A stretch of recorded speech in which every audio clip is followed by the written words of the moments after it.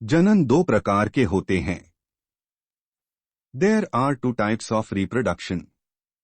1. अलैंगिक जनन, asexual reproduction. 2. लैंगिक जनन, sexual reproduction. अलैंगिक जनन वैसा जनन जिसमें नर और मादा की पहचान नहीं होती है और कोई एक ही सदस्य अपने जैसे नए संतान उत्पन्न कर लेते हैं, अलैंगिक जनन कहलाता है। अलैंगिक जनन 5 प्रकार के होते हैं। Asexual reproduction is also of 5 types. 1. विखंडन, फिशन। 2. खंडन, फ्रैगमेंटेशन। 3. मुकुलन, बडिंग।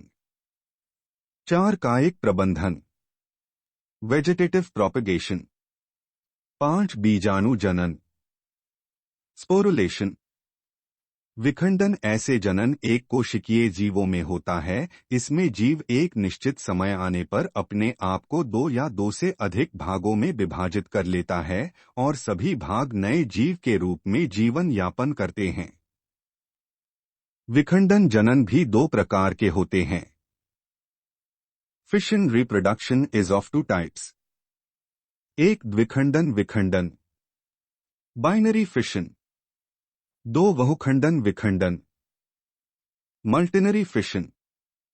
द्विखंडन विखंडन एक कोशिकीय जीव खुद को 2 टुकड़ों में विभाजित कर ले और दोनों ही टुकड़ों नए जीव के रूप में जीवन यापन करने लगे, तब यह द्विखंडन विखंडन कहलाता है।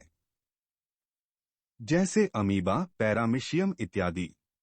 बहुखंडन विखंडन एक कोशिकीय जीव खुद को 2 टुकड़ों या उससे अधिक भागों में विभक्त कर ले और सभी भाग एक नए जीव के रूप में जीवन यापन करने लगे, बहुखंडन विखंडन कहलाता है।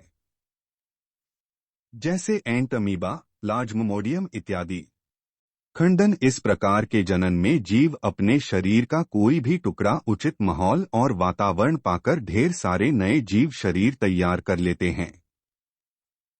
जैसे कवक, फंज, शैवाल, एल्गी इत्यादि। मुकुलन इस प्रकार के जनन हाइड्रा और यीस्ट में देखा जाता है। इसमें होता यह है कि उनके शरीर के ऊपर एक कलिका जैसी रचना बनती है जिसे बड़ कहते हैं। यही बड़ आगे चलकर शिशु हाइड्रा के रूप में परिवर्तित होता है और शरीर से अलग होकर जीवन यापन करता है।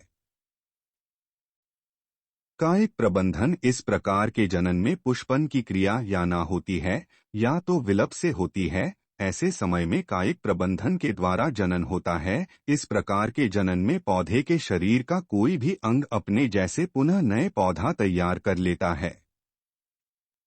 जैसे आलू, पटेटो, अदरक, जंजर, हल्दी, टर्मेरिक, गुलाब, रोज इत्यादि।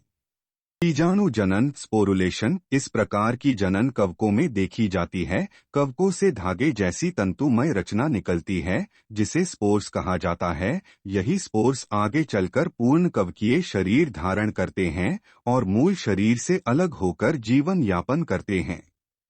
लैगिंग जनन इस प्रकार के जनन में नर और मादा सदस्य का होना जरूरी होता है।